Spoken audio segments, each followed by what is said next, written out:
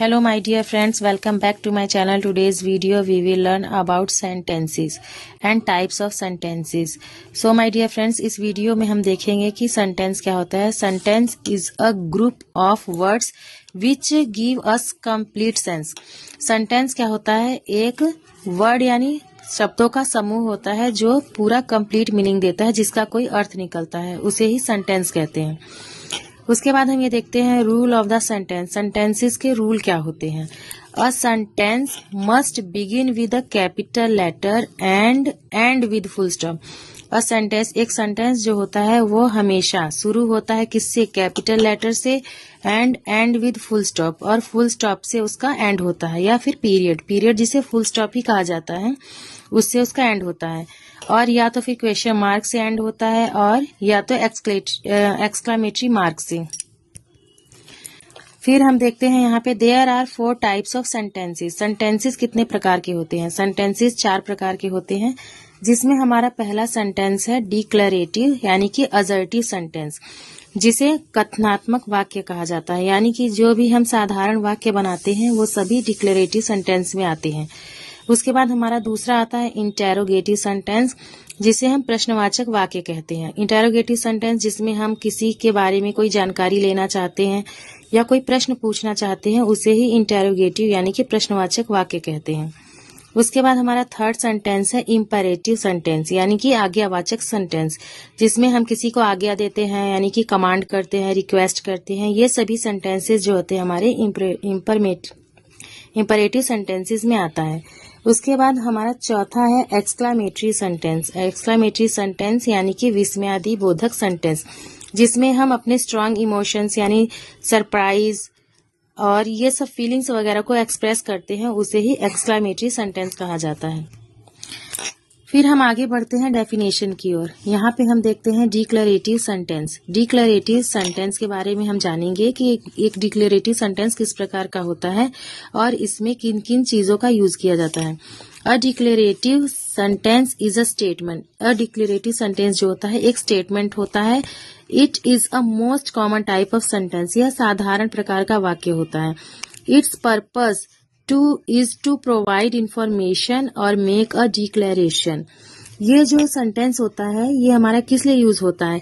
कोई भी एक वाक्य के लिए, यानी कि किसी भी पर्पस के लिए यूज होता है, जिसमें हम कोई भी साधारण वाक्य को बोलते हैं. जैसे कि राम स्कूल जाता है, मैं खाना खाती हूँ, मैं यह सब्जेक्ट आपको पढ़ा रही हूँ, जैसे मैं वहां जाती हूँ. ये जितने भी हमारे सिंपल यानी साधारण प्रकार के वाक्य हैं, ये सभी डिक्लेरेटिव सेंटेंसेस में आते हैं. और इसका जो एंड होता है, and it usually and with period यानी कि फुल स्टॉप. इसका एंड जो होता है वो पीरियड यानी कि फुल स्टॉप से इसका एंड होता है. इसका स्ट्रक्चर होता है सब्जेक्ट प्लस वी यानी कि वर्ब प्लस ऑब्जेक्ट. ये जो हमारा है वर्ब की फर्स्ट फॉर्म सेकंड फॉर्म, ये तो हम टेंस के आधार पर पढ़ेंगे, लेकिन इसका जो मेन बेस का स्ट्रक्चर होता है वो हमारा subject plus verb plus object ही होता है. इसका एग्जाम्पल हम देखेंगे, जैसे आई लाइक सिंगिंग, मुझे सिंगिंग पसंद है. सिंगिंग मुझे गाना पसंद है, यानी कि ये हमारा पॉजिटिव सेंटेंस है, यानी कि हमारा सकारात्मक वाक्य है. अगर हम इसको नेगेटिव में बनाते हैं तो ये सेंटेंस हमारा कुछ इस प्रकार बनेगा, जैसे आई डोंट लाइक सिंगिंग, यानी कि मुझे सिंगिंग पसंद नहीं है, मुझे गाना पसंद नहीं है. तो इसको हम डोंट को डू नॉट भी लिख सकते हैं. ये हमारा कॉन्ट्रैक्टेड फॉर्म में डोंट लिखा गया है. ये हमारा एक नेगेटिव सेंटेंस है. इसी प्रकार से जितने भी हमारे सिंपल जो सेंटेंसेस होते हैं वे सब हमारे डिक्लेरेटिव सेंटेंसेस में आते हैं. फिर हम देखते हैं, यहाँ आगे बढ़ते हैं, जैसे इंटेरोगेटिव सेंटेंसेस. इंटेरोगेटिव सेंटेंसेस यानी कि प्रश्नवाचक वाक्य, जिसमें हम किसी भी प्रश्न को पूछते हैं, किसी के बारे में कुछ जानकारी लेना चाहते हैं. ये सब हमारे सेंटेंस इंटेरोगेटिव सेंटेंसेस में आते हैं. यहाँ पे हम इसकी डेफिनेशन देखेंगे. A sentence that ask a question. एक सेंटेंस जिसमें क्वेश्चन पूछा जाता है. It is used to get information. इसका इस्तेमाल किया जाता है इन्फॉर्मेशन यानी कि जानकारी लेने के लिए. एंड विद क्वेश्चन मार्क, और इसका जो एंड होता है वो हमें क्वेश्चन मार्क का यूज करना पड़ता है. यानी कि हमें इंट्रोगेटिव सेंटेंसेस में क्वेश्चन मार्क का यूज जरूर करना है. ये बहुत ही नेसेसरी है. यहाँ पे हम देखेंगे कि हमारा जो इंट्रोगेटिव सेंटेंस है वो भी 2 प्रकार का होता है. There are 2 types of interrogative sentences. ठीक है. हमारा जो पहला जो स्ट्रक्चर है इसका helping verb plus subject plus verb plus object plus question mark, यानी कि हमारा जो इंट्रोगेटिव सेंटेंस है ये 2 टाइप का होता है। एक हमारा हेल्पिंग वर्ब से स्टार्ट होता है जिसको हम यस नो क्वेश्चन भी कहते हैं, यानी कि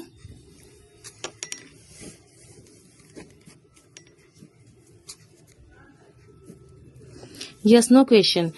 उसके बाद हमारा दूसरा आता है WH family plus helping verb plus subject plus verb plus object plus question mark, यानी कि हमारा जो जिसमें हम रीजन पूछते हैं, कोई भी कारण, वहां पर हमें WH फैमिली का वर्ड का यूज करना पड़ता है। इसके साथ हम हेल्पिंग वर्ब का यूज करते हैं, फिर सब्जेक्ट, फिर verb plus object plus question mark का यूज हमें जरूर करना है क्योंकि हमारा इंट्रोगेटिव सेंटेंस है।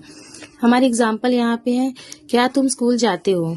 इसमें हम पूछ रहे हैं कि क्या तुम स्कूल जाते हो। ये हमारा यस नो क्वेश्चन है क्योंकि हमारा हेल्पिंग वर्ब से स्टार्ट है। जैसे do you go to school, क्या तुम स्कूल जाते हो, ये हमारे एक पॉजिटिव इंटेरोगेटिव सेंटेंस है क्योंकि यहाँ पे जो क्वेश्चन पूछा गया है वो सकारात्मक पूछा गया है।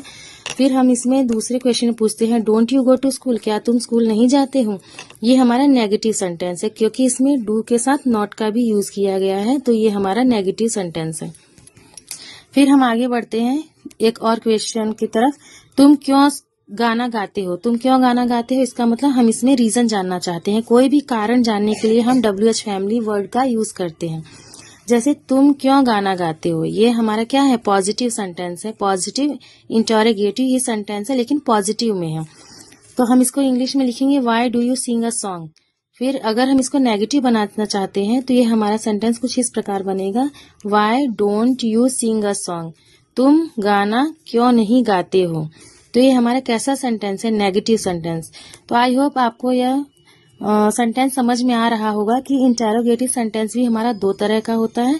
एक हमारा हेल्पिंग वर्ब से स्टार्ट होता है और एक हमारा WH फैमिली वर्ड से स्टार्ट होता है। अगर आप यस नो हाँ ना के बारे में जानना चाहते हैं तो हेल्पिंग वर्ब से स्टार्ट करेंगे, और अगर आप कोई रीजन कोई कारण जानना चाहते हैं तो WH फैमिली वर्ड का यूज करेंगे।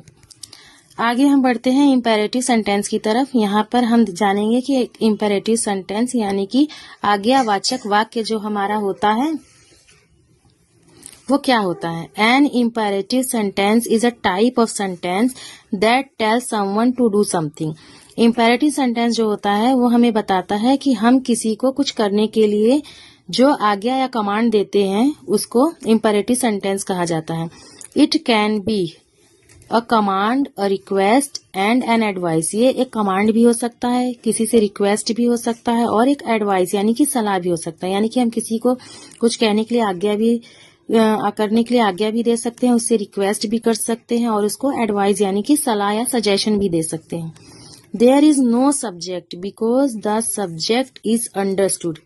यहाँ पर कोई भी सब्जेक्ट नहीं होता। इस प्रकार के जो वाक्य होते हैं हमारे, उसमें भी कोई सब्जेक्ट नहीं दिया जाता है क्योंकि इसमें जो हमारा सब्जेक्ट होता है वो हमारा इसमें हिडन होता है। हिडन यानी कि छिपा हुआ होता है। इसमें जो भी हम वाक्य कहते हैं वो सामने वाले को कहते हैं, इसलिए ये सेंटेंस पूरा बोलना जरूरी नहीं है। यहाँ पे यू यानी कि सामने वाला जो हमारा यू है पर्सन, उसी के बारे में हम कह रहे हैं। फिर इसका स्ट्रक्चर है हमारा बेस वर्ब प्लस ऑब्जेक्ट, यानी कि बेस वर्ब यानी कि हमारी फर्स्ट फॉर्म, जो हमारी फर्स्ट फॉर्म होती है वर्ब की उसी को बेस वर्ब कहा जाता है। उसके साथ हम ऑब्जेक्ट को यूज करेंगे। यहाँ पे हम एग्जांपल में देखेंगे, जैसे कम। कम जो है हमारी बेस वर्ब है यानी कि वर्ब की फर्स्ट फॉर्म है, ये हमारा पॉजिटिव है। इसमें हम किसी को बोल रहे हैं कम यानी कि यहाँ आओ, किसे, जो हमारे सामने पर्सन है। यू कम हियर, तो यहाँ पे हमें यू बोलना जरूरी नहीं है कि हम बार बार यू बोलें कि आप यहाँ आओ, हम डायरेक्ट कम को भी बोल सकते हैं। उसके बाद ये हमारा पॉजिटिव सेंटेंस है, हम जैसे बोलें कम हियर, यहाँ आओ, ये दोनों ही सेंटेंस हमारे पॉजिटिव हैं क्योंकि हम यहाँ पे किसकी बात कर रहे हैं कि जो हमारे सामने पर्सन है वो यहाँ पर आए। फिर अगर हम इसको नेगेटिव में बनाना चाहते हैं तो हम उससे कहेंगे डोंट कम हियर, यानी कि यहाँ मत आओ। ये हमारा नेगेटिव सेंटेंस है। इसी तरीके से हमारा है गो मतलब जाओ, गो देयर मतलब वहां जाओ। ये दोनों ही सेंटेंसेस हमारे पॉजिटिव सेंटेंस हैं, जैसा कि आप यहाँ पर देख रहे हैं। फिर यहाँ पर हमने लिखा है डोंट गो देयर, यानी कि वहां मत जाओ। ये हमारा कैसा सेंटेंस है, नेगेटिव सेंटेंस है। यहाँ पे हमने सब्जेक्ट यानी कि कर्ता का जिक्र नहीं किया है क्योंकि हमें मालूम है कि जो हमारा कर्ता है वो हमारे सामने ही है, यानी कि यू जो है हमारा पर्सन वो हमारा हिडन है, इसमें छिपा हुआ है।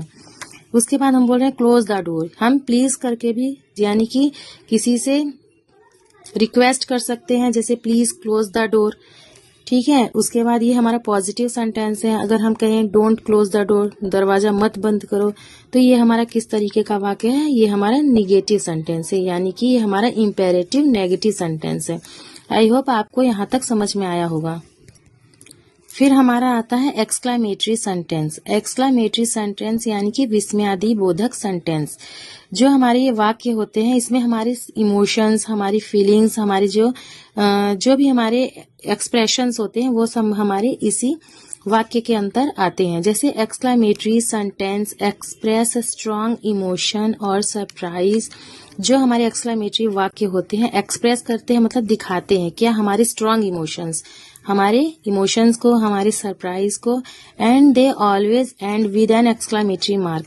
और ये जो होते हैं हमेशा हमारे किससे खत्म होते हैं? या तो एक्सक्लामेटरी मार्क से भी खत्म होते हैं, या तो ये हमारे फुल स्टॉप से भी एंड होता है इनका। जैसे कि हम यहाँ पे देखेंगे, this sentence sometime and with period और समटाइम एक्सक्लामेटरी मार्क। ठीक है, ये जो हमारे सेंटेंस होते हैं, ये हमारे फुल स्टॉप से भी इनका एंड किया जाता है और इससे एक्सक्लेमेटरी मार्क से भी इनका एंड होता है। यहाँ पे हम स्ट्रक्चर देखेंगे, ये भी दो स्ट्रक्चर की तरह से बनाए जाते हैं। पहला हमारा व्हाट आता है, व्हाट के साथ हम एडजेक्टिव के साथ नाउन का यूज करते हैं, प्लस सब्जेक्ट प्लस वर्ब। यानी कि हम सबसे पहले व्हाट लिखेंगे, फिर एडजेक्टिव, फिर नाउन, फिर उसके बाद सब्जेक्ट और उसके बाद वर्ब का यूज करेंगे। फिर हमारा आता है सेकंड स्ट्रक्चर, जिसमें है हमारा how plus adjective plus adverb plus subject plus verb. इसमें अगर हम हाउ का यूज करेंगे तो हाउ के साथ हमारा एडजेक्टिव या फिर एडवर्ब या सब्जेक्ट और वर्ब का यूज होता है। फिर हम यहाँ पे एग्जाम्पल देखते हैं, जैसे what a lovely flower it is. यहाँ पे हम अपनी इमोशंस को दिखा रहे हैं कि वाह कितना सुंदर फूल है। तो यहाँ पे जो हमारे एक्सप्रेशंस है, वो हमारे स्ट्रांग इंप्रेशन यानी स्ट्रांग एक्सप्रेशंस दिखाई दिए हैं कि ये फूल जो है कितना सुंदर है, बहुत ही सुंदर है। यहाँ पे हमने क्वेश्चन नहीं पूछा है, यहाँ पे हमने अपने एक्सप्रेशंस को शो किया है कि यह फूल जो है कितना ही सुंदर है।